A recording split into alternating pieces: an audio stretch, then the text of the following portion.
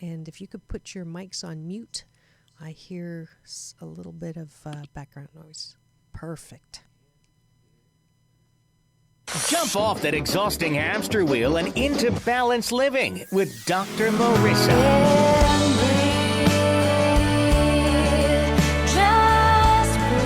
Her mission, to be a beneficial presence on the planet. Her purpose, to be your personal advocate to live, love, laugh, learn. Her life motto, don't die wondering. Take back your life with Dr. Marissa Fay on ubnradio.com.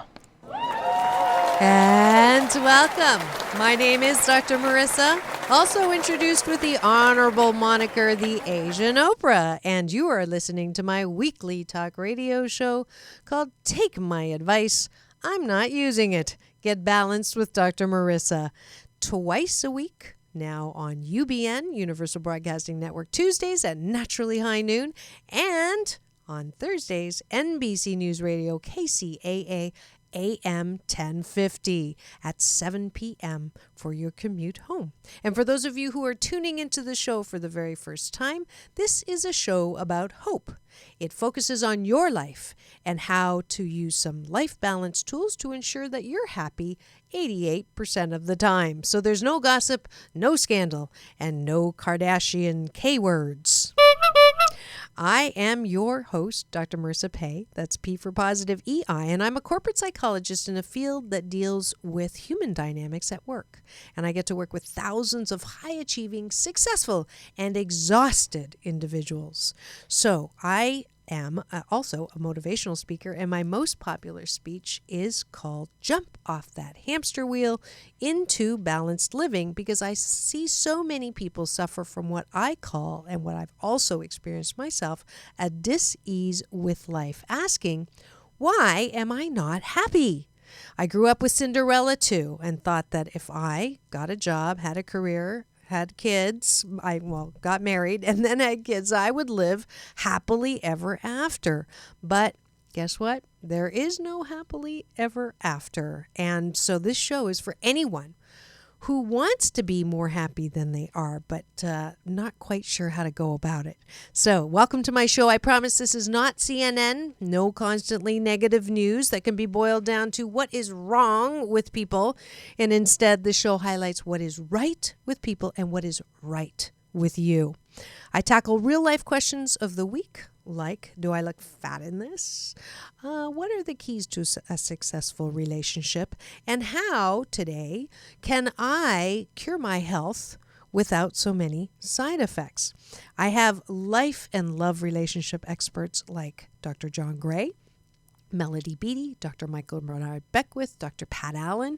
And if you missed my interview with Fran Drescher and Leave It to Beaver Jerry Mathers, please do visit my free podcast from iTunes, or go to YouTube, where you get the radio you can see version thanks to the cameras in my studio.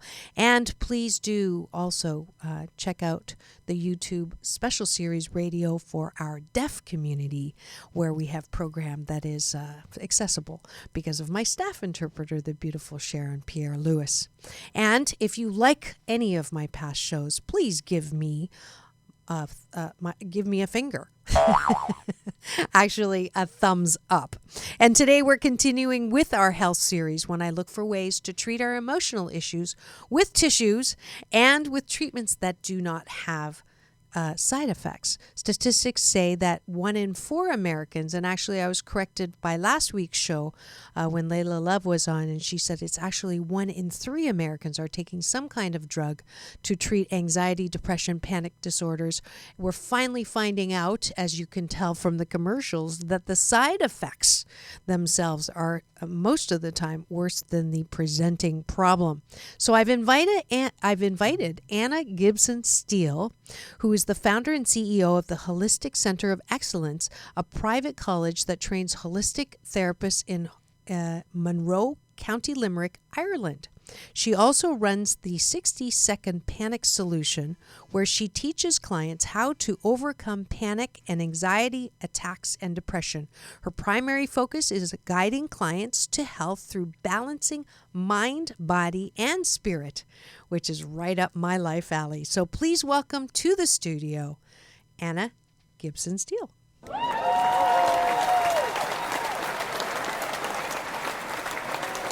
Welcome to the show. Thank you, Dr. Marissa. Yes, and you are from Ireland. I love the brogue that I can hear now. And I usually have this funny question to ask my guests. I have a friend. She does not have an answering machine.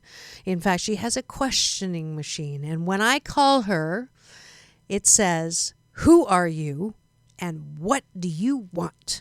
So we're going to start with that and ask you, Anna, who are you and what do you want?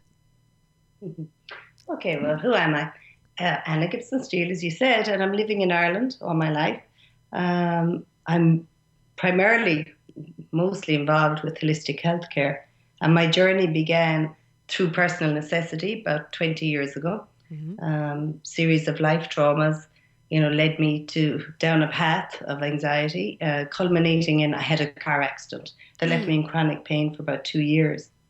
And in the process of trying to find a solution for my chronic pain, I visited, I think, about 48 different doctors, specialists, physiotherapists, some of whom, told me there was nothing wrong, learned to live with it. Right. And, others told me there was nothing wrong. So then I thought I was going a bit crazy.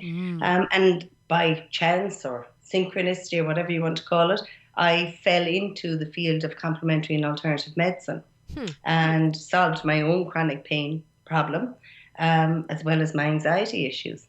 And from there, I just became passionate about the field. So trained as a therapist, then started training other therapists. Then we've set up a centre of excellence for training holistic therapists in Ireland. So as well as my private clinic, that's what I do in my spare time. I run the school. So that's pretty much who I am. Yes. What do I want?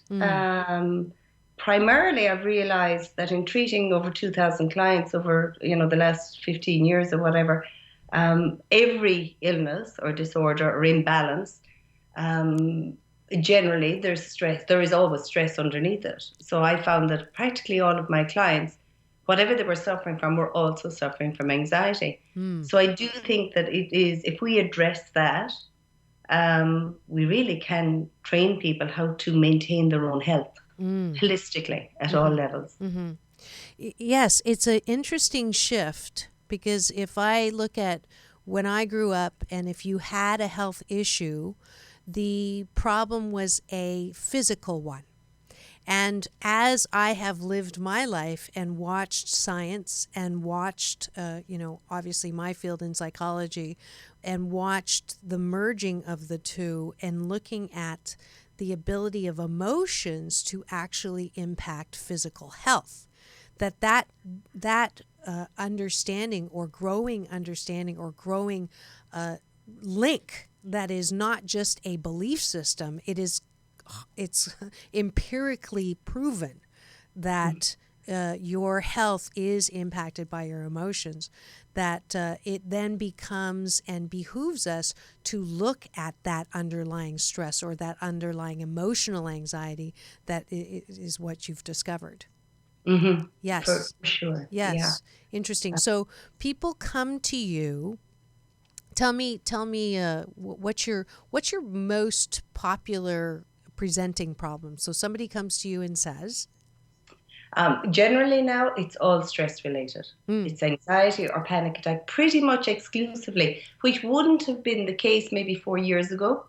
4 years ago, I'd have had more physical complaints, such as, migraine or asthma and things like this. But I mean, naturally, once you start investigating the migraine and dealing with that, underlying that was stress anyway. So I don't know whether people have become more aware so that they understand that the problem is anxiety, and whether that was masked before and the mask is off now, I'm not sure. Yeah. But I would say it's almost exclusive now. That's what I'm dealing with. Interesting.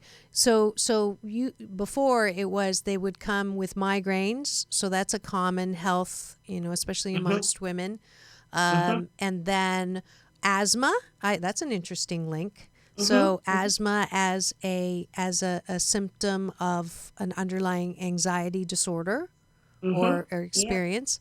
What other physical?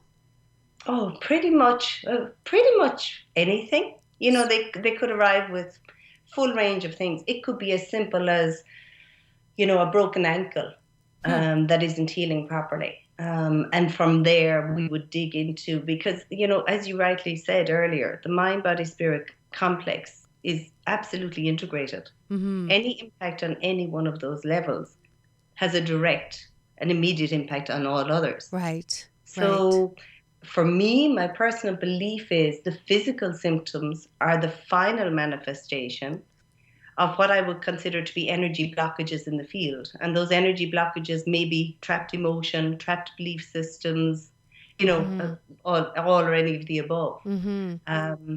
So, pretty much for me, when clients present, in a way, their symptoms aren't important. Of course, we do the intake sheet and I take cognizance of their symptoms, but I'm looking at the entire being rather than their asthma or their migraine. So Mm-hmm. it's a real holistic approach. Right. Um, And the good you know, news is it's getting more popular. It's great that you have a center in Ireland. I know that we're a little slow and fast sometimes in America, but I do know that more and more people are considering, but usually because the traditional medical model doesn't work, and then they go and look for other alternative holistic treatment.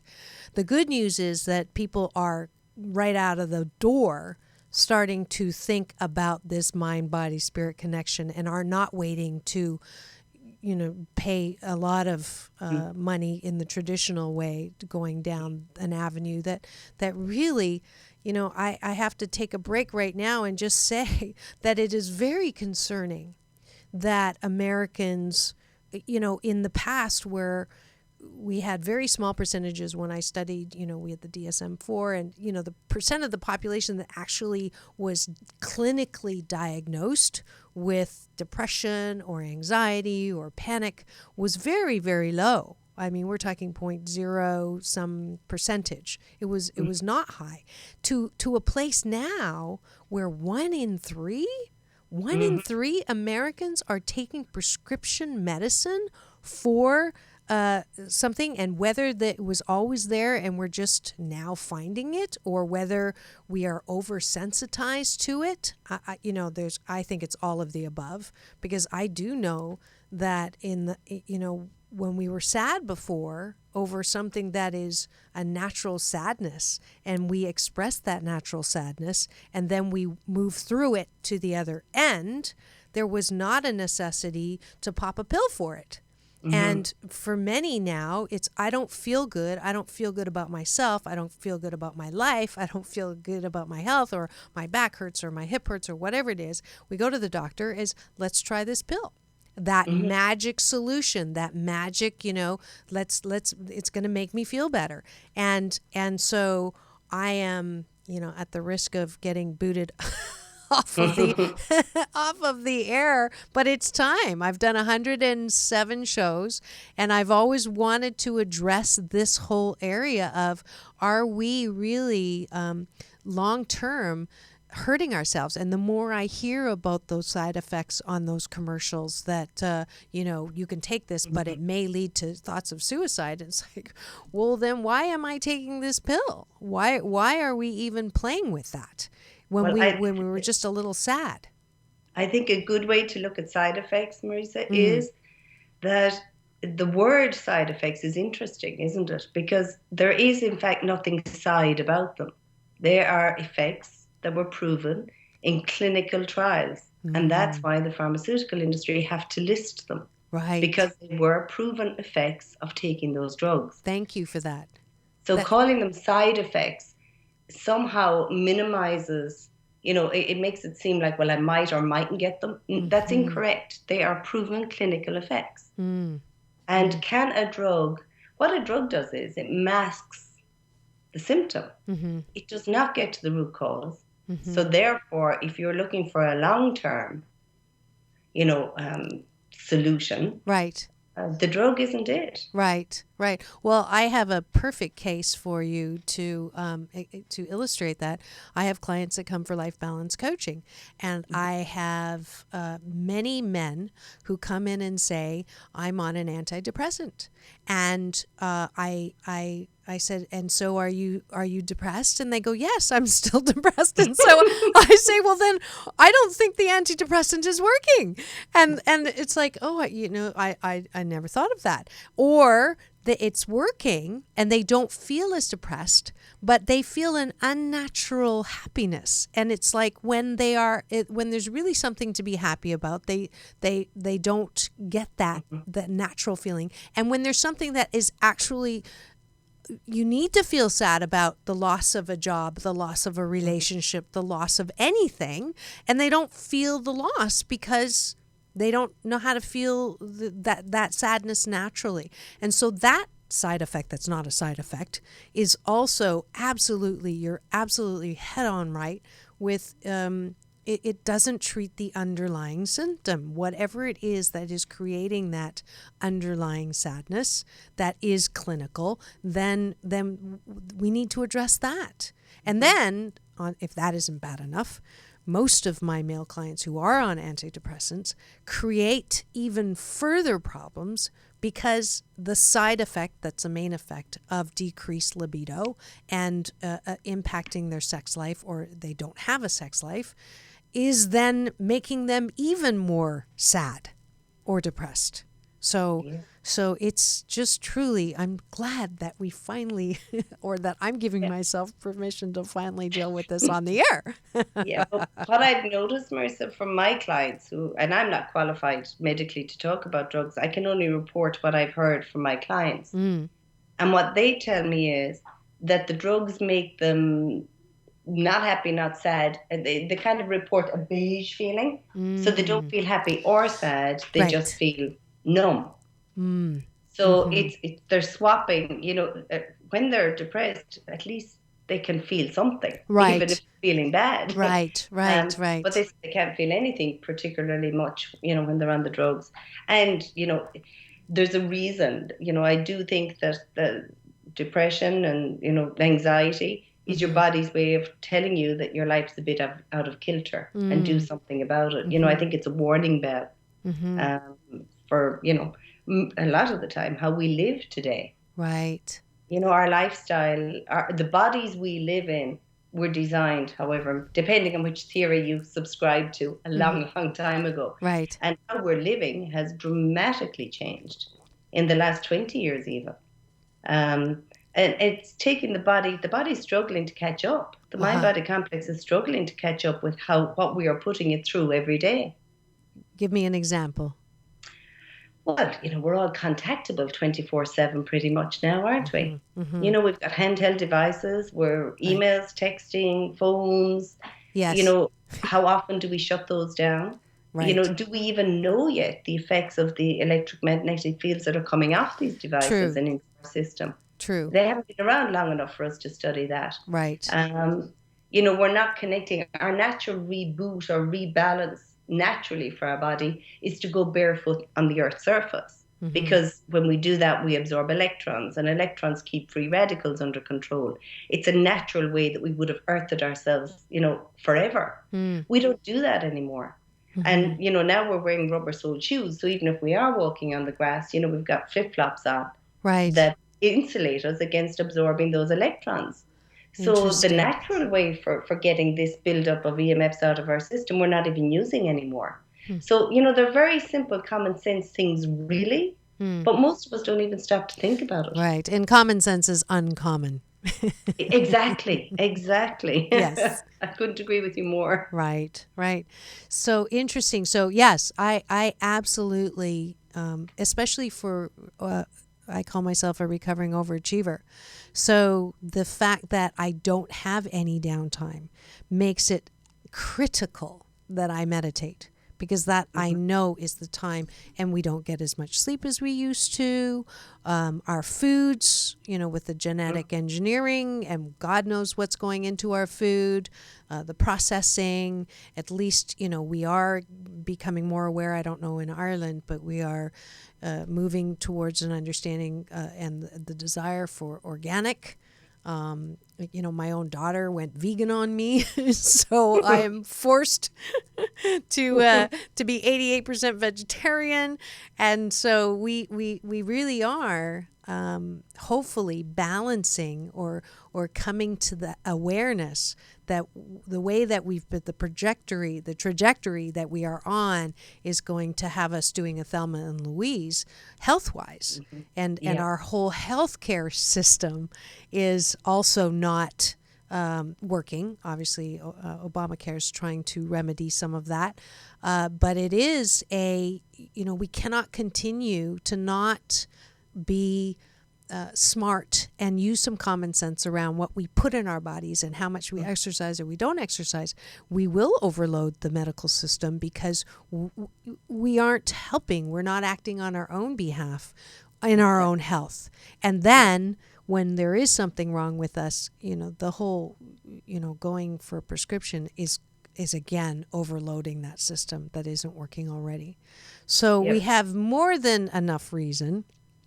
And just in case we needed more, I just pulled this up on for the statistics exactly. I think there's, if I can get my phone to work here, that ever-present phone. And the good news about it is we have access that we never had before. So I don't want to slam, so I did an interview for a series on Inspired Conversation, and she asked me what my favorite resource was in the world, and I had to say the iPad, because for a now junkie like me, knowing that approximately 40 million American adults have an anxiety disorder in America, 40 million, that panic disorders, approximately 6 million American adults have panic disorder, and this is according to the National Institute of Mental Health. I mean, that has to, there were never these numbers, certainly when I started the practice. I am not also a clinical psychologist because I don't have the patience. Ha ha, Hong Kong. There we go. But certainly I am just afraid, not afraid. I'm concerned at the level of ease with which people go to drugs to try to remedy this disease, which is why I have this show. So tell me the difference between a panic disorder or a panic attack. So I'm going to put the moose on the table for a second, though. Now, that's a Canadian version of the elephant in the room. Because there are people that will say that panic disorders are an excuse for people who don't want to try. And it's an easy, I can't do it, I'm having a panic attack. And they can avoid their responsibilities. I'm not saying that I think that, but I'm just putting the moose on the table. It's the Canadian version. So putting the moose on the table, that for those listeners who know people who say that, how would you respond to that? Well, first of all, people who suffer with panic attacks, I've found to be quite on the contrary, insofar as they tend to be very capable, very perceived as great adults at coping with stress. And the reason I believe this is because they have great skills at storing stress. So in fact, if you like, I often use the analogy of having, a big stock pot inside in your system. And, you're driving to work and there's traffic, the stress goes into the pot. You get to work, your boss is, bullying one of your colleagues. Right. You can't let that stress out, that goes into the pot, and so on and so on. So the people with the bigger pots, i.e. the stronger people or the copers, can put more into their pot. And what happens is a panic attack is when one small thing causes the whole pot to boil over. And it seems to be happening out of the blue. Right. And what it is it's a sudden rush of adrenaline because the reptilian part of their brain thinks their survival is threatened. So I wouldn't agree. I think that it's what we would perceive as the stronger people, the copers, who tend to get the panic attacks. Interesting. I think it's the body's alarm system telling them, the pot is full here. You have to acknowledge this. Right. Interesting. So what now you have a method that deals with panic disorders and anxiety. What is the first thing that you tell your clients? Okay, well, the very first thing I teach them, it takes about 30 minutes to teach them, and then they can end a panic attack before it even begins in less than 60 seconds. So once they've done the initial 30-minute training, what we do is we get them, it's quite simple really, even though there's quite a complex structure to the program, but it appears very simple to learn. So they just have to figure out what their first alert signal is. So their body, they have an alert signal that tells them they're about to go into panic mode. It's very subtle. You know, for one lady, it's tingling in her toes. For a lot of people, it's a nervous tummy. For others, it can be a funny feeling in their head. So once they realize, you know, we get them to figure out what their first alert signal is, then we get them to alter the picture in their mind. And I do this through a hypnotic CD that they've listened to. It's about 12 minutes long, that gets them into a totally relaxed state, and we anchor that. So the minute they feel their alert signal, they alter the picture in their mind, they feel totally relaxed. They cannot then go into panic. I get it. So that's the reason I teach it, and I teach that first. Because, like, I've had clients who've had 5 panic attacks a day for 2 years. So my primary concern for them is to end the panic attacks as soon as possible. Right. Because then they'll have the energy to understand why it was happening, and I can teach them why, and I can teach them techniques that will dig out the root cause of why they were having them. But to me, it's really, really important that we end them immediately. Right.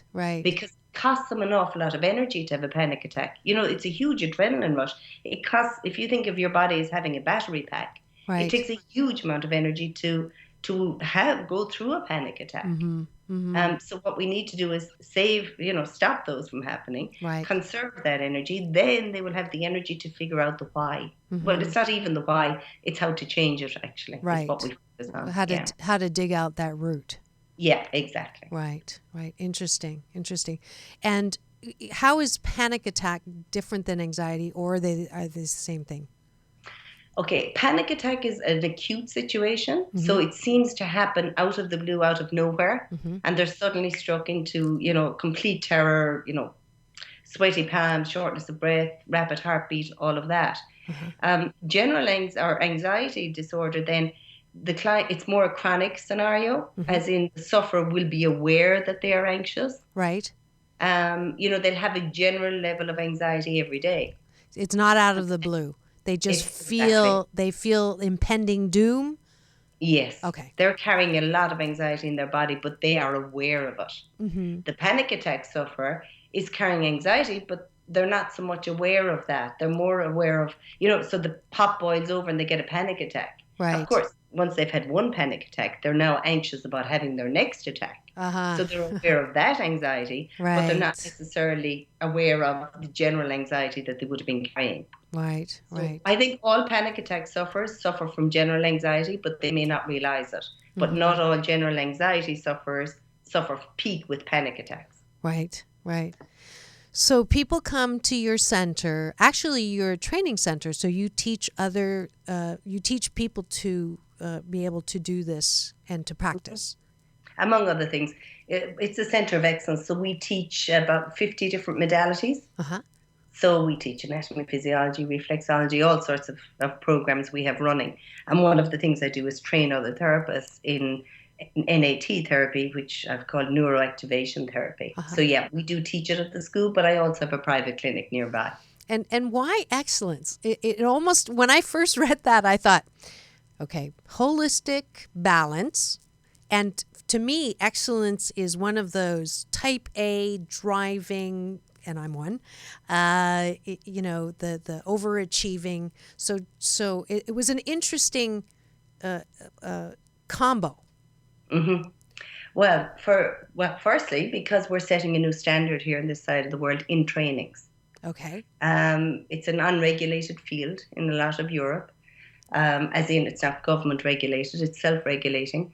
Holistic therapies tend to be taught in really good centres, but they could be, new age type centres where they might focus on one particular modality like acupuncture or reflexology. Mm-hmm. And what I wanted was a centre really where the standard is excellence, a university standard level education where people could train in all of the above to a particular standard. That's great. That's great. I think that is absolutely needed because the great thing about new things is the diving in. There's different levels of standards, definitely. Mm-hmm. So personally, you had an accident. How old were you? Can I ask when you had the accident? Yeah, it was 96. I'm 47 now. So what was that, about 26, 27? 26, 27. And what happened? Coming home prior to that, as everybody does, I had a few traumas in life, which I had buried inside of me, in my pot. Mm.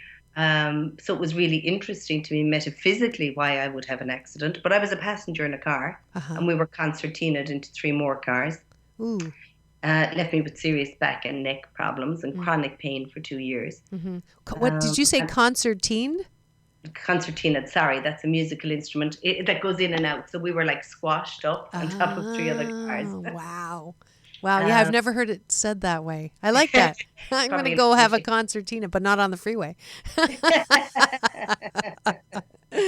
Right. So you were smushed. Yeah, smushed, yeah. And then...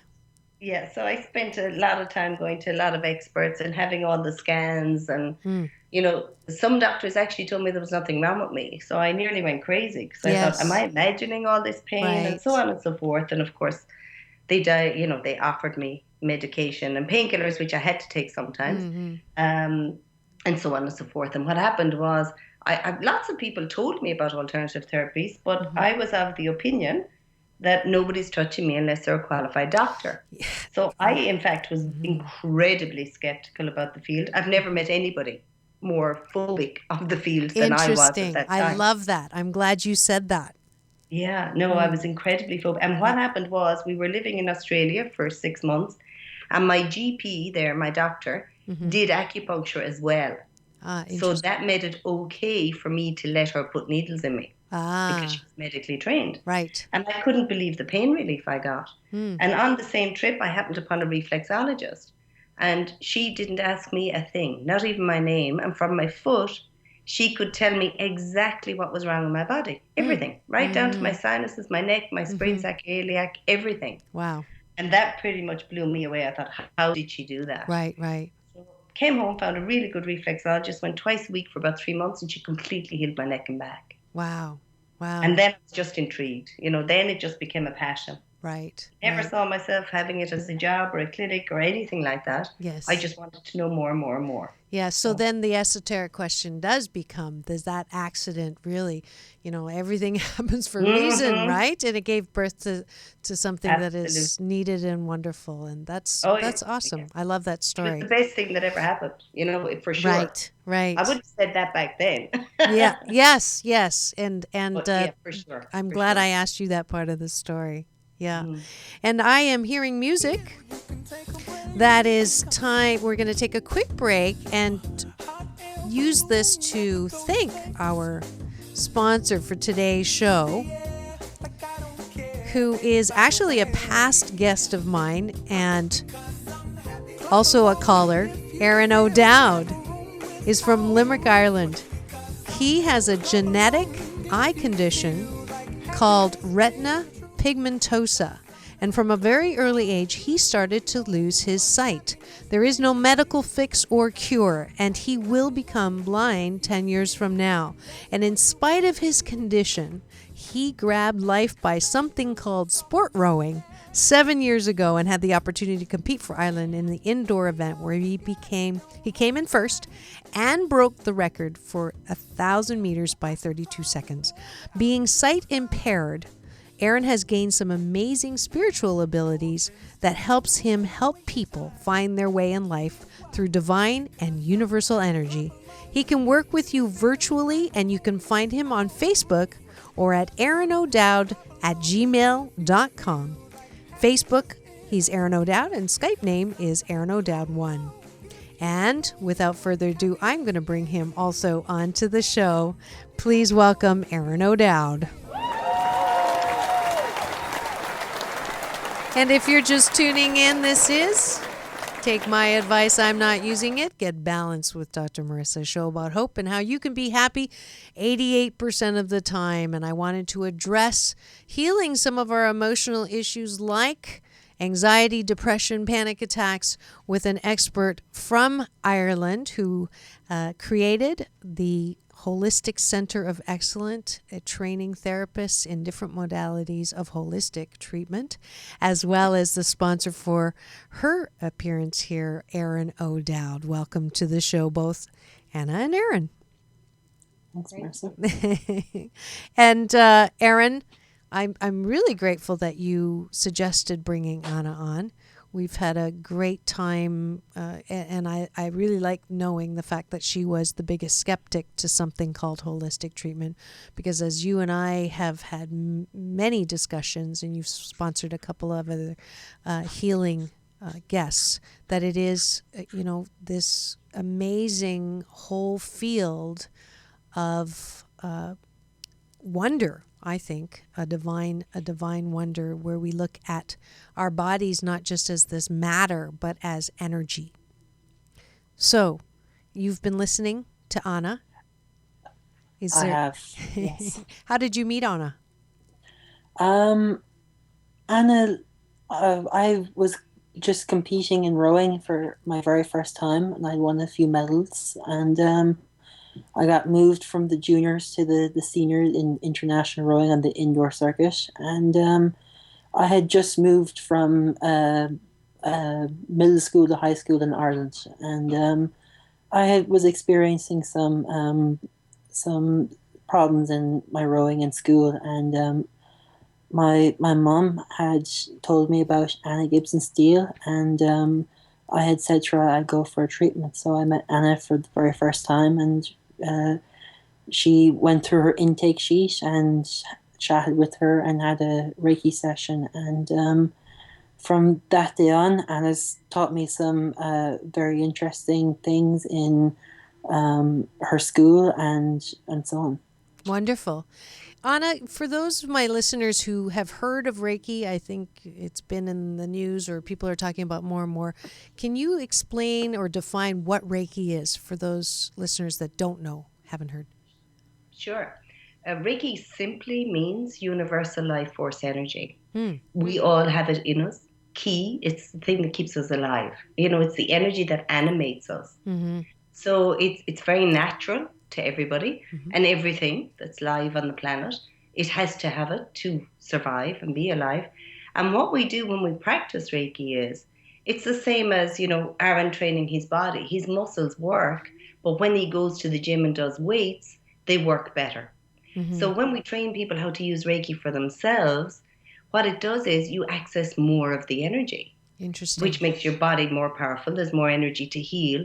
And it really does make a dramatic difference in your life. It's a meditative practice, really, Marissa, which, as you know, the benefits of. Right. So, it quietens the voice in your head, helps you access more energy in order that you can be more holistically healthy. Interesting. Yeah, in my practice, we call it Qi in Chinese, the life energy. In India, they call it prana, which is the life energy. And Qi, actually, the literal meaning is eternal energy in the Chinese language. So you actually train your own awareness and ability to unblock those places where energy cannot flow. Exactly. Is that about correct? Okay. That's exactly right. All right. Exactly. Great. You've hit it on the So, head. again, I'm going to put the moose on the table for those listeners who are a little skeptical listening to this. How do you see it? I mean, you can't see energy. You can't, how do I like I can handle the breath. I know that I need breathing to be alive. But how do you know? How do you know that we are operated through this universal energy? Okay. Well, let me ask you this question. Okay. What is, if we talk about ourselves as just a physical body, Mm-hmm. so just take yourself as a physical functioning body, with 12 different body systems and so on. Mm-hmm. What is the most essential part of your body system in terms of survival? So, where does the buck stop, say? Okay, the buck stops probably at, the last thing, the life support is the breath. So the breathing, so the lungs and the heart. The heart, yeah, absolutely. Yeah. Because, your lungs actually could collapse, but they could keep them going, artificially. Oh, okay. So But when the the heart. heart- So the heart. Yeah, Okay. yeah. So what is it that makes your heart beat? The I'm not- pump. The Yeah. electrical. I can see where you're Absolutely. going. Ha! Absolutely. The So there's an stimulation. electrical Right. impulse that is the Right. sinoarterial node, the natural pacemaker in your heart that keeps you alive. Mm. And when you get this electricity, you're alive, and when you don't, you're not. So the question becomes, where does that electricity come from? Mm. And it doesn't come from within us, because if Interesting. it did, we would know how to, stay alive forever, pretty much. Right. Right. So it comes from an external source. Mm-hmm. And it's not belief dependent. Because guess what? It's the same energy that keeps the tree alive, and the tree doesn't believe in anybody. Mm. So when people say to me, oh, energy work won't work for me because I don't believe, it doesn't matter. Mm-hmm. It doesn't matter whether you believe in the law of gravity or not. Right. It's going to work. Yes. It's going to fall, right? The Yeah. penny's going to fall if you hold it up. Right. So the same is true of this energy. Right. So, it's what animates us. It's the difference between being alive and dead. When you're animated, this energy is still flowing. Mm-hmm. And when you're dead, it's not. Mm-hmm. So it makes sense then. In fact, in my opinion, if you think about it, if it's the single defining difference between being alive and dead, isn't it really curious that Western medicine doesn't address it at all? I know. What's up with that, right? We had to get it from the East? Yeah. Well, actually, what happened was it's a historical reason. Okay. In the Hysterical 70s or historical? both. All right. Both. Give me the historical. Well, Christianity pretty much ruled the Western world. And in the 70s, so they ran everything. Right. Banking, politics, health, everything. Uh-huh. The church did. Right. So what happened was the scientists came along, the likes of Descartes in the 17th century. And he said, well, I don't believe in this church thing, so I'm taking the body. And he, decided how all the different parts worked. And when he opened the body, he couldn't find spirit. So he said, okay, church, you keep spirit. We're taking the body, and the two separated. Wow. Because my belief is, it's the spirit that animates me. That is, the energy resonates with the spirit, which is in the heart. Mm-hmm. So Mm-hmm. we're spirits having a human experience. Right. So right. when the spirit is in me, I'm alive. And when it's not, I'm dead. And this is the part that resonates with that ki, chi, or prana. So it's just a historical reason why it's not acknowledged in our Western medical model. But in my opinion, it's the biggest mistake they've ever made. Yes, interesting. And what's interesting as another note on that is that religion doesn't necessarily have spirit either. So you've got science that doesn't have spirit and religion that doesn't have spirit. And so thank God, literally, we're moving into an era where we're finally integrating and starting with the spirit. And again, not religion, but spirit in the sense of the divine creation or the source of energy, which is why I love that I have my own show, because I can talk about this and I can keep it out of religion and keep it out of science and also bring in religion and bring in science. But the core, the middle, the balance is in this life force. And that's why my show is all about a life that matters. This life force that we all have a birthright into. And many of us are not awake to that, or we waste it away, or we lose sight of what's really important, and we get sidetracked by reality shows and about people who really don't matter, and talk about things that are just so horrific and devastating that we forget that life force is phenomenally prosperous, abundant, and beautiful, and peaceful, and joyful, and wonderful. Yeah, and on that one, I love when we think about, to feel joy, where do we feel it? When we feel joy, we feel it in our heart space. Your heart expands when you're joyful, like somebody's going to pin a medal on it. And this is because that's where your spirit lives. Right. And when we're inspired, we are in spirit eating. The action of being in spirit, because our spirit can access other consciousness, where all these wonderful works of art and all the rest of it, all the new information we have. Absolutely. The more I meditate, the more creative I am, the more in line with spirit that I am. Absolutely. And that's why it's called inspiration. In spirit. Yes. And I love enthusiasm is with spirit or with God. Yeah, absolutely. Yeah. And for me, I think, when we talk about anxiety and panic, a depressed person is in fact, it's a spiritual illness, because their spirit is depressed. They cannot feel happiness because their spirit has shriveled up inside them. So for me, depression is actually a spiritual illness. Yeah. Wow. God, so many cogs just went click, click, click. Thank you, Anna. That's brilliant. Brilliant. Thank you, Aaron, for bringing Anna online. So we're coming up against the end. So I would like to know how we can find you, Anna. I think you have a website. Well, if it's specific to the panic and anxiety, the website for that is www.60secondpanicsolution.com. It's 60secondpanicsolution.com. So people can access all the techniques that they need there. Fabulous. And then the Holistic Center of Excellence is simply hcoe.ie. Okay, and for the Americans, that's H. Thank you. H as in holistic, or H as in heavenly. And then C, right? Yep. C as in center. Of excellence, so OE, Right. hcoe.ie. That's wonderful. And I'm not making fun of you. I'm laughing with you. I wish I had an accent like yours, to be honest. I love the accent. Any last, actually, who would you like to do a shout out to, Anna? To anyone that you would like to send your love and your energy of love to? Really? Yes. All those anxiety sufferers out there. Oh. Personally, I think it's a global epidemic. I think it's simple to address it. I'm not saying it's easy, but the techniques and common sense to people finding a rebalance in their life are simple, but they need practice. I wish everybody literally peace of mind. And of course, I thank you for having me on, and Aaron kindly for sponsoring me.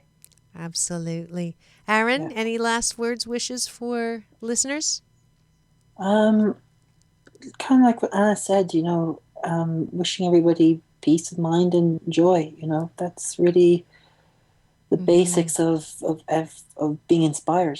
Yes, absolutely. Yeah, actually, we have one more minute, so I'm going to sneak in a little comment that I forgot to say when you were talking about people feeling numb. That my analogy is when you are on drugs, or you're not aware of your own level of feelings, you're even keel. And when you're even keel, that used to be something that we aspired to, but when you're even keel and okay, then you don't get the top. That your ability to feel exhilaration, your ability to feel enthusiasm and wonder and bliss is directly tied to your ability also to be able to feel the sadness and the pain. So that it's almost like one of those dumb waiter doors. So if you cut off the bottom, and not feel it with drugs, then you're going to cut off the top, because you're just even kill. You're losing the top and the bottom. So absolutely brilliant today. Please go find Anna if you are a sufferer or you know someone who's suffering from panic disorders or anxiety. Go see Erin if you want to have a cheerleader to help you with your healing. And please visit me at the number 4balance.org if you are wanting to come to the beach for some life balance coaching, because I am not trying to get you to drink the Kool-Aid, but I do want you to drink lemonade, making those things that are bruised bananas in your life into yummy banana bread. So thank you so much, Anna. One last thank you, and to Erin as well.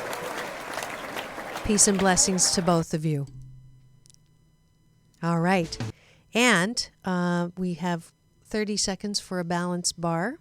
So my magic wand. There we go. Today's balance bar is to encourage you, if you haven't already gone and begun the 21-day fast from complaining with Dr. Marissa, please do. Join me on Facebook, Marissa Pay or Dr. Marissa, and you can follow along on LinkedIn as well and Twitter. My bird name is Dr. Marissa Pay. Then I'll give you daily balance tips on how to stay complaint free. And we started with 40. We're now over 4,400 that have started this good life habit. There's also a book coming out that I'm in called Women Change the World, edited by Michelle Patterson. It's coming out on June 10th, and you can get it on Amazon. And I'm happy if you mail it to me to sign it with my "You are a beautiful presence on the planet, loving, lovable, and loved. And you are worthy and you matter." So that's it for today's show. Tune in next week for another fabulous, life-affirming episode of Take My Advice. I'm not using it. Get balanced with Dr. Marissa Pay. That's P for positive, E-I. Remember, it's all about balance. Peace in and peace out. May he turn 21.